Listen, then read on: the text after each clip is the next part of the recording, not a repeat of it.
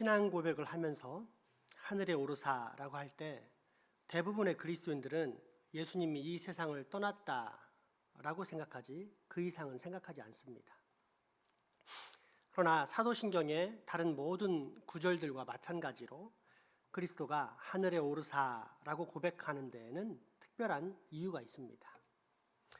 먼저 하늘이라는 용어는 성경에서 세 가지 뜻으로 사용됩니다. 첫째는 공중 나는 새를 보라 할 때의 공중 하늘을 말하고, 둘째는 눈에 보이는 저 바깥 하늘, 파란 하늘을 말하며, 마지막 셋째는 영생의 복을 받은 사람들이 거할 종국적인 장소인데, 성경은 이를 새로운 세상, 새 하늘, 하늘의 예루살렘, 낙원, 아브라함의 품 등 다양한 이름으로 부릅니다. 에녹과 엘리야가 산채로 들림받아 간 곳, 바울이 삼층천을 보고 왔다고 할 때 하늘도 이 장소인데, 사도신경에서 말하는 하늘이란 바로 이 영광스러운 장소를 지칭합니다. 그런데 이 하늘은 우리 입장에서 볼 때 올라가신 것이지 예수님의 입장에서는 되돌아가신 것입니다. 예수님은 원래 이 영광스러운 장소의 왕으로 계신 성자 하나님이셨기 때문입니다.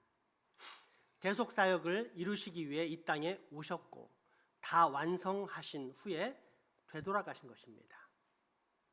그런데 차이가 있습니다.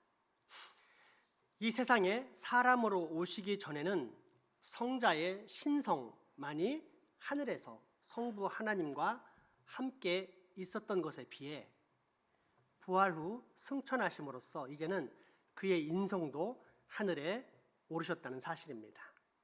즉 부활하신 예수님의 영혼과 몸이 영광스러운 상태로 변화되어 저 하늘에 계신 것입니다. 따라서 예수님의 승천은 단지 이 세상에서 저 하늘로 가셨다라는 장소의 변화가 아니라 그 영광의 나라인 하늘에 살기에 합당한 모습, 즉 영광스러운 상태로 변화되었다라는 뜻입니다. 그러므로 승천하셔서 지금 하늘에 계신 예수님을 본다는 것은 어마어마한 영광을 체험하게 된다는 뜻입니다. 예를 들어 바울은 다메섹 도상에서 승천하신 예수님을 만났었는데 그 영광이 얼마나 찬란했던지 해보다도 빛났고, 또 그 영광스러운 빛으로 말미암아 바울은 사흘 동안 먹지도 못하고 자지도 못했다고 기록하고 있습니다. 보지도 못했다고 기록하고 있습니다. 또 사도 요한은 반모섬에서 승천하신 예수님을 다시 만났는데 마치 엎드러져서 죽은 자같이 되었다라고 기록합니다. 이러한 모든 것들은 저 하늘 위에 계신 우리 예수님의 모습이 얼마나 큰 영광과 능력 가운데 있는지를 잘 보여주는 예입니다. 그러므로 승천이란 우리 주 성자 예수님이 지극히 영광스러운 상태에 올라가셨음을 말합니다. 이는 지금도 그러하고 후에는 온 천하 만물 모든 피조물들이 이 사실을 인정하게 될 것인데, 이러한 사실을 잘 알고 있었던 바울은 그러한 인정이 마치 지금 이미 다 이루어진 것처럼 이렇게 예수 그리스도의 영광을 찬양했습니다. 오늘 본문 말씀이 그것입니다. 다시 한번 읽겠습니다.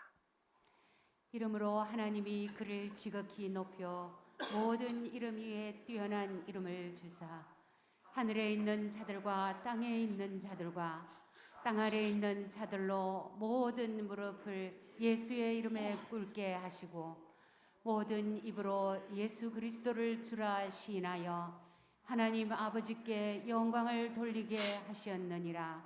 아멘. 아멘. 물론 예수님 이전에도 육체를 가지고 올라간 사람들이 있습니다.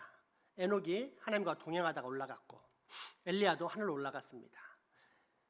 불말과 불병거가 엘리야와 그 제자 엘리사 사이를 떼어놓자 엘리야는 회릿바람을 타고 승천하였습니다. 그런데 엘리야의 제자들은 엘리야가 하늘로 올라가다가 어디 떨어졌을까 해서 산이나 골짜기에 찾아보겠다라고 강권해서 그를 찾으러 다녔습니다. 회릿바람을 타고 하늘로 올라갔지만 그 의미를 잘 모르는 제자들은 여호와의 신이 엘리야를 데리고 하늘로 올라가다가 그냥 떨어뜨릴 것이다 라고 생각을 했던 것입니다. 예수님께서 하늘로 올라가실 때에는 구름이 예수님을 휘감아서 제자들이 주님을 더 이상 볼 수 없었습니다. 하지만 예수님의 제자들은 엘리야의 제자들처럼 예수님을 찾으러 다니지 않았습니다. 왜냐하면 그때 천사가 나타나서 알려준 사실이 있었기 때문입니다. 사도행전 말씀을 보겠습니다. 이 말씀을 마치시고 그들이 보는데 올려져 가시니 구름이 그를 가리어 보이지 않게 하더라. 올라가실 때에 제자들이 자세히 하늘을 쳐다보고 있는데 흰옷 입은 두 사람이 그들 곁에 서서 이르되 갈릴리 사람들아 어찌하여 서서 하늘을 쳐다보느냐. 너희 가운데서 하늘로 올려지신 이 예수는 하늘로 가심을 본 그대로 오시리라 하였느니라. 아멘. 이처럼 제자들은 예수님께서 승천하신 사실을 눈으로 보아서만 안 것이 아니고 천사의 말을 믿어서 알았습니다. 이 점에서는 우리도 마찬가지입니다. 우리도 예수님께서 하늘로 올라가셨다는 성경 말씀을 믿고서 그 사실을 확신합니다. 그리고 여기서 우리는 성경의 표현에 주의를 기울여야만 하는데 우선 복을 주시면서 올라가셨다는 기록입니다. 보통 우리는 어디로 갈 때 가는 방향을 쳐다봅니다. 따라서 만약 우리가 하늘로 올라간다면 우리는 고개를 들어서 하늘을 보게 될 것이고, 그러면 땅에 있는 사람들은 하늘로 올라가는 사람들의 등을 볼 것입니다. 그러나 예수님께서는 제자들을 바라보시면서 손을 펼쳐 복을 주셨고 또 복을 주시면서 그대로 올라가셨습니다. 주 예수님께서는 등을 보이신 것이 아니라 손을 내어 복을 내려주시면서 하늘로 올라가셨다는 그런 뜻입니다. 정말 그럴까요? 누가복음 24장의 말씀을 보겠습니다. 예수께서 그들을 데리고 베다니 앞까지 나가사 손을 들어 그들에게 축복하시더니 축복하실 때에 그들을 떠나 하늘로 올려지시니 아멘. 이러한 주님의 마지막 모습은 제자들에게 매우 강한 인상을 남겼습니다. 부활하심으로써 죄와 죽음을 정복하시고 이생과 내세뿐 아니라 온 천하 만국의 왕이 되신 예수님께서 손을 들어 복을 내려주시면서 하늘로 올라가셨기 때문에 제자들은 승천하신 예수님이 여전히 지금도 그들에게 복을 주신다는 확신을 가질 수 있었습니다. 그렇게 제자들은 그 다음 절에서 예수님께 경배와 찬송을 올려드립니다. 24장 52절 53절 말씀 보겠습니다. 그들이 그에게 경배하고 큰 기쁨으로 예루살렘에 돌아가 늘 성전에서 하나님을 찬송하니라. 아멘. 예루살렘이 어떤 장소입니까? 예수님을 잡아 죽인 제사장의 무리들이 여전히 세력을 잡고 있는 곳입니다. 지금도 예수 믿는 사람을 잡아 죽이려는 살기등등한 사람들로 가득한 강도의 굴혈입니다. 그런데 제자들은 그 예루살렘으로 돌아가 원수의 소굴에서도 하나님을 찬송합니다. 예수님의 복 주심이 있기 때문에, 그 복을 확신하기 때문에 또 그 복의 은혜와 감사를 주님께 올려드리며 찬송을 하는 것입니다. 그런데 히브리어와 헬라어에서 복과 찬송은 같은 단어입니다. 그러므로 여기서 우리가 깨달을 수 있는 것은 무엇입니까? 하나님께서 주시는 복을 하나님께 돌려드리는 것, 이것이 찬송이라는 것입니다. 그렇습니다. 우리가 일상에서 날마다 또는 이처럼 거룩한 주일에 모여 다 함께 찬송하는 이유가 무엇이겠습니까?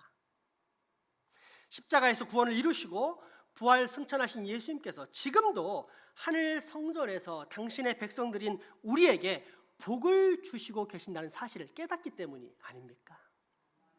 그렇게 주님의 복 주시는 손 아래 놓여 있음을 아는 신자들은 언제나 예수님께 찬송을 올려드립니다.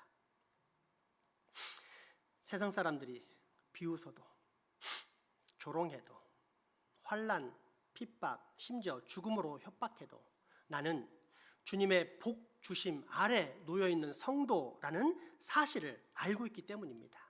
뿐만 아니라 그 주님께서 언젠가 다시 이 땅에 내려와 세상을 공의로 심판하시고 믿음 안에 살았던 나는 하늘에 넘치는 복과 영광의 상급을 주실 것이다 라는 사실을 믿기 때문에 오늘도 우리는 감사와 확신의 찬송을 우리 주님께 올려드리는 것입니다.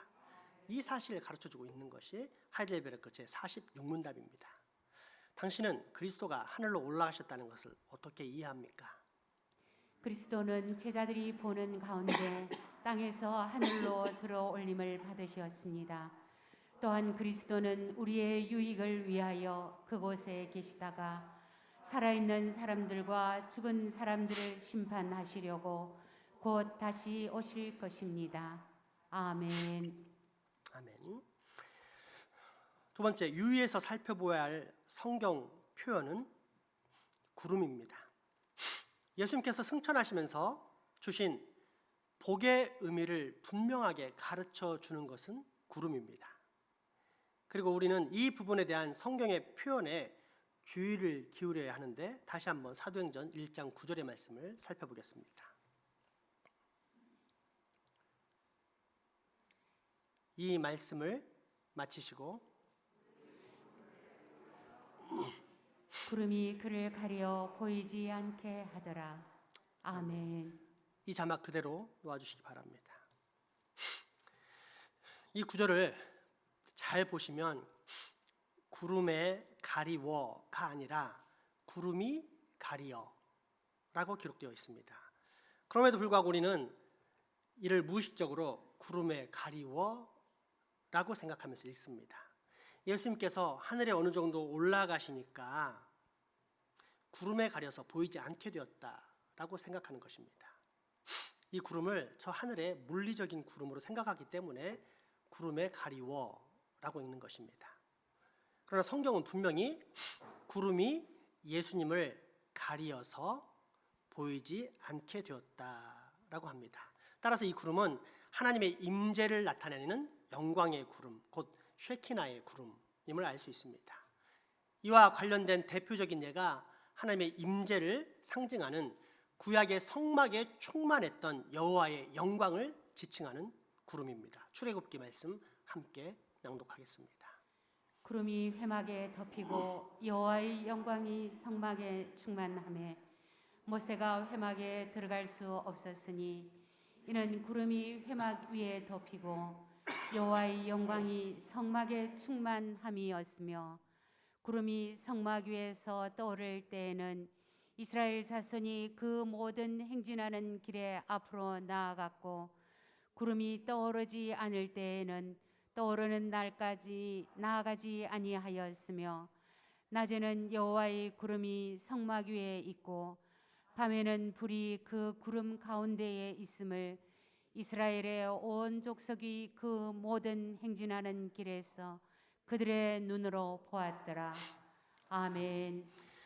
그러므로 어떤 구름입니까? 물리적인 구름입니까? 쉐키나의 구름, 곧 하나님의 임재를 상징하는 영광의 구름입니까? 또한 이 구름이 예수님을 이끌고 하늘로 올라갔다라고 했는데 그 하늘이란 저기 보이는 파란 하늘 또는 새들이 돌아다니는 공중을 말하겠습니까? 아니면 성전, 즉 전능하신 하나님께서 보좌에 앉으신 완전하신 하늘의 성소를 가리키겠습니까? 맞습니다. 완전하신 하나님의 성전, 하늘 성소를 가리키는 것입니다. 그리고 이것은 우리에게 너무나도 큰 복인데 히브리서 9장 24절은 그 의미를 이렇게 가르쳐 주십니다. 그리스도께서는 참 것의 그림자인 손으로 만든 성소에 들어가지 아니하시고 바로 그 하늘에 들어가사 이제 우리를 위하여 하나님 앞에 나타나시고 아멘. 이게 무슨 말일까요? 하나님의 구속사에 방점을 찍는 사건, 곧 온 세상에 하나님의 용서와 구원을 확증하시는 하나님의 마지막 선포라는 뜻입니다. 이것은 그동안 우리가 매 수요일마다 공부해왔던 구약의 제사장 나라가 신약에 와서는 십자가를 통해 완성되어 하나님의 나라로 이루어진다는 사실, 곧 완전한 제사법을 통해 확인할 수 있습니다. 히브리서 기자는 먼저 다른 신약 저자들과 마찬가지로 예수님께서 십자가에서 돌아가신 일이 단순히 제사장들의 모함에 의해 억울하게 죽게 된 우연한 사건이 아니라고 말합니다. 그리고 대신 그것은 구약의 희생 제사들이 예표했던 바로 그 사건임을 천명합니다. 쉽게 말하자면 하나님의 용서와 구원을 얻는 방법인 구약의 모든 제사들은 사실 하나님께서 정하신 진짜 제사의 그림자들인데, 이렇게 구약에서 이루어지던 그 수많은 그림자 제사들의 실체가 신약에 나타났을 뿐 아니라 또한 신약에서 완전히 이루어졌다라는 것입니다. 그 완전한 희생 제사가 치러지는 장소는 어디이며, 또 제물은 무엇이며, 그리고 그 모든 제사를 집례하는 대제사장은 누구입니까?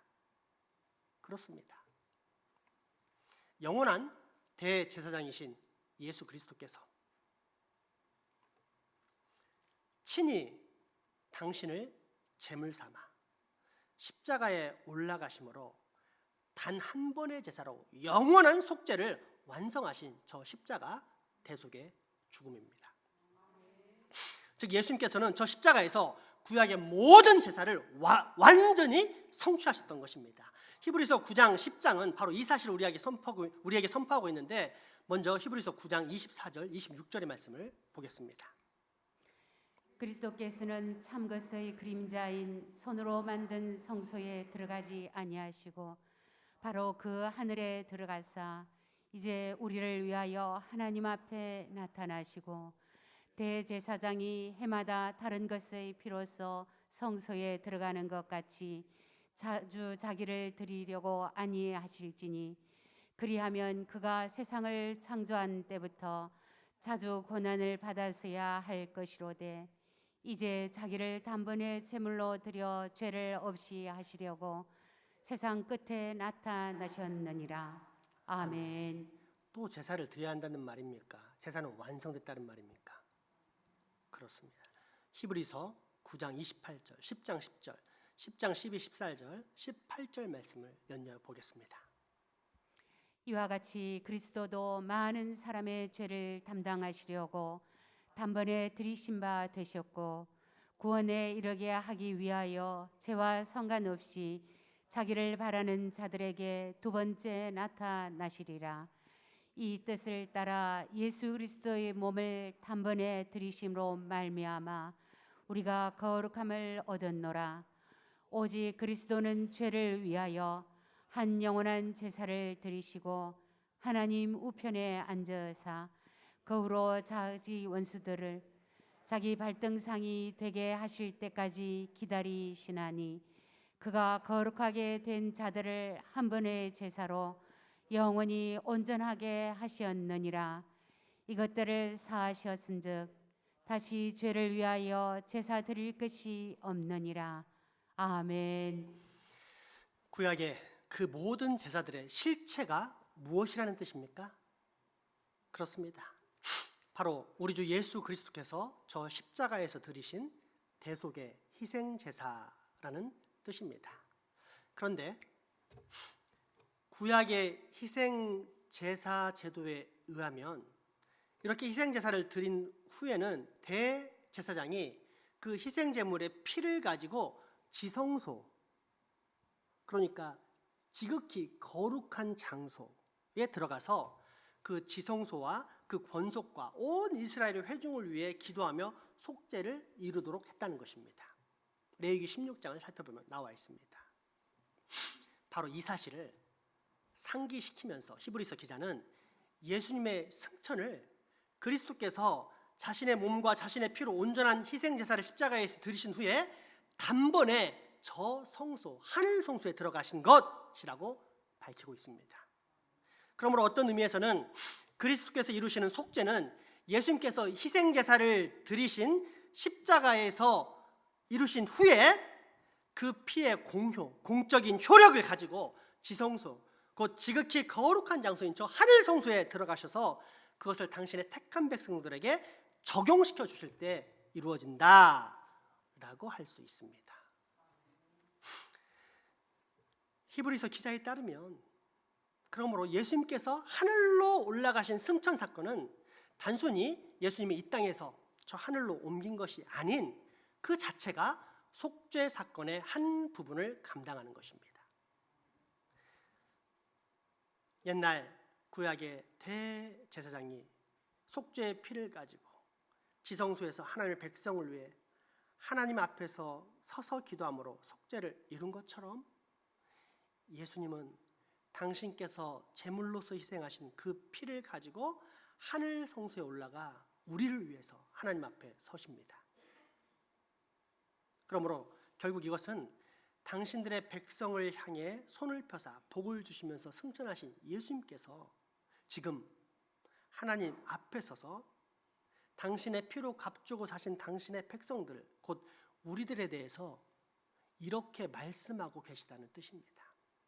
성부 하나님이시여, 분명 전성우는 당신의 영원한 진노와 형벌을 받기에 합당한 정죄와 사망의 자식입니다. 그러나 제가 전성우를 위하여 십자가에서 대신 물과 피를 쏟으며 죽었습니다. 보십시오. 제가 전성우를 대신해서 죽은 증거인 저의 피입니다.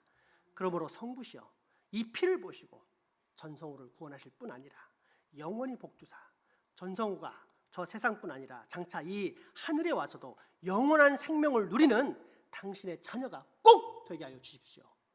이렇게 간구하고 계신 것입니다. 우리 주님의 이 놀라운 사랑의 요청을 우리 다 함께 예수님의 마음을 담아 우리 이름을, 각자의 이름을 넣어서 고백해 보겠습니다. 성부 하나님이시여, 분명 당신의 영원한 진노와 형벌을 받기에 합당한 정죄와 사망의 자식입니다. 그러나 제가 십자가에 대신 물과 피를 쏟으며 죽었습니다. 보십시오. 김미숙을 위하여 대신 죽은 증거인 저의 피입니다. 그러므로 성부시여, 이 피를 보시고 김미숙을 구원하실 뿐 아니라 영원히 복주사 저 세상뿐 아니라 장차 이 하늘에 와서도 영원한 생명을 누리는 당신의 자녀가 꼭 되게 하여 주시옵소서. 아멘. 실망스럽습니다. 예수님이 저 하늘에서 성부 앞에서 여러분에 대해서 겨우 이 정도로 고백하시겠습니까? 여러분이 죽든지 말든지 상관없다 이런 식으로 힘없게 고백하시겠습니까? 그건 아닙니다. 다시 하겠습니다. 특별히 자기 이름을 넣을 때 예수님의 간절한 마음을 담아서 강하게 이야기하시기 바랍니다.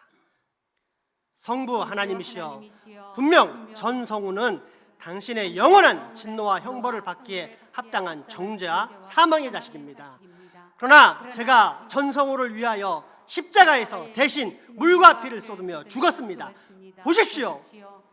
김미숙을 위해 대신 죽은 증거인 저의 피입니다. 그러므로 성부시여, 이 피를 보시고 김미숙을 구원하실 뿐 아니라 영원히 복주사 김미숙이가 저 세상뿐 아니라 장차 이 하늘에 와서도 영원한 생명을 누리는 당신의 자녀가 꼭 되게 하여 주시옵소서. 아멘. 아멘. 다시 한번 고백합시다. 여러분, 읽지 말고 예수님께서 이렇게 고백하고 있던 사실을 마음으로 확신하면서 예수님의 그 간절한 마음으로 봉독했으면 좋겠습니다. 다시 고백합니다. 성부 하나님이시여, 분명 김미숙은 당신의 영원한 진노와 형벌을 받기에 합당한 정죄와 사망의 자식입니다. 그러나 제가 김미숙을 위하여 십자가에서 대신 물과 피를 쏟으며 죽었습니다. 보십시오. 제가 김미숙을 위해 대신 죽은 증거인 저의 피입니다. 그러므로 성부시여, 이 피를 보시고 김미숙을 구원하실 뿐 아니라 영원히 복주사 김미숙이가 저 세상뿐 아니라 장차 이 하늘에 와서도 영원한 생명을 누리는 당신의 자녀가 꼭 되게 하여 주시옵소서. 아멘. 부활로 승천하신 우리 주님께서는 오늘도 저 하늘에서 성부 하나님 보좌 우편에 앉아 이렇게 간구하고 계십니다.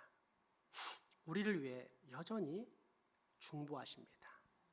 즉, 이 세상을 떠나실 때 복을 주시면서 떠나신 주님은 지금도 저 하늘에서 우리에게 영원한 복을 주고 계시는 것입니다. 그러니 이렇게 큰 복을 받은 우리가 그러한 복을 주신 우리 주 예수 그리스도를 다시 찬송하는 것은 너무나도 마땅한 성도의 반응이 아니겠습니까? 그 마음으로 우리 하나님을 찬양하겠습니다. 찬송가 28장 올려드립니다.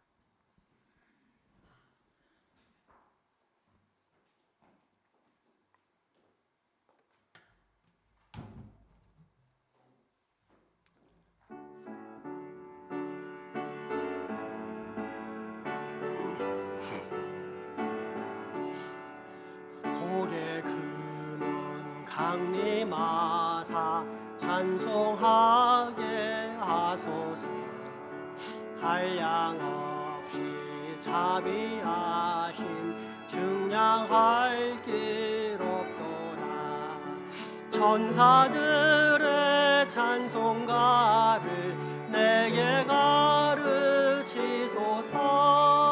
구속하신 그 사랑을 항상 찬송합니다.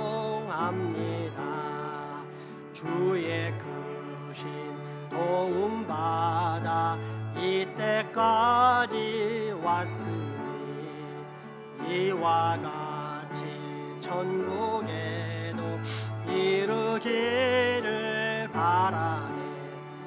하나님의 품을 떠나 죄에 빠진 우리를 예수로 하시려고 보혈 흘려주셨네. 주의 귀한 은혜 받고 일생 빚진 자 되네. 주의 은혜 사슬 되사 나를 주께 매소서. 우리 마음은 연약하여 범죄하기 쉬우니 하나님 받으시고 천국. 주의 귀한 은혜 받고 일생 빚진 자 되네.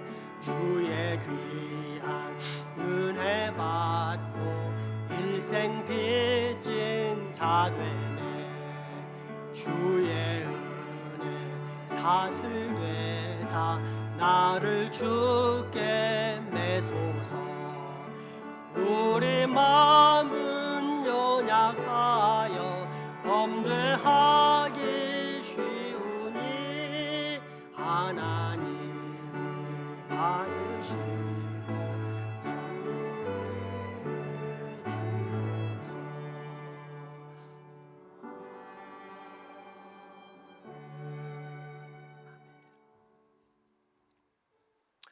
여러분, 이 찬송을 다시 한번 음미해 보시면 알겠지만 복의 근원이신 예수님이 이 땅에 내려오신 건 나 때문입니다.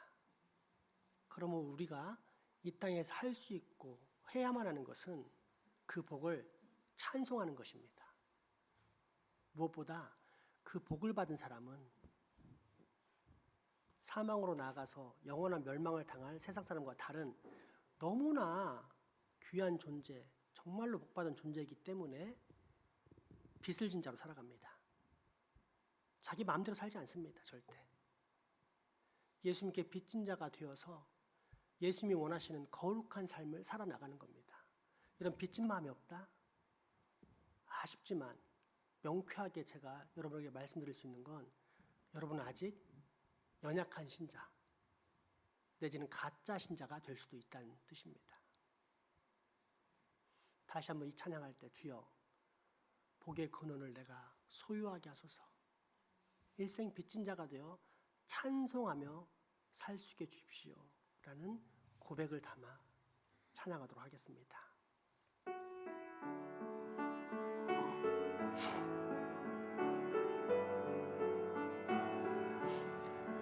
복의 근원 강림하사 찬송하게 하소서. 한량 없이 자비하심 증량할 길 없도다. 천사들의 찬송가를 내게 가르치소서. 구속하신 그 사랑을 항상 찬송합니다. 주의 크신 도움 받아 이때까지 왔으니 이와 같이 천국에도 이르기를 바라네. 하나님의 품을 떠나 죄에 빠진 우리를 예수 하시려고 주의 귀한 은혜 받고 일생 빚진 자 되네. 주의 은혜 사슬 되사 나를 주께 매소서. 우리 마음은 연약하여 범죄하기 쉬우니 하나님이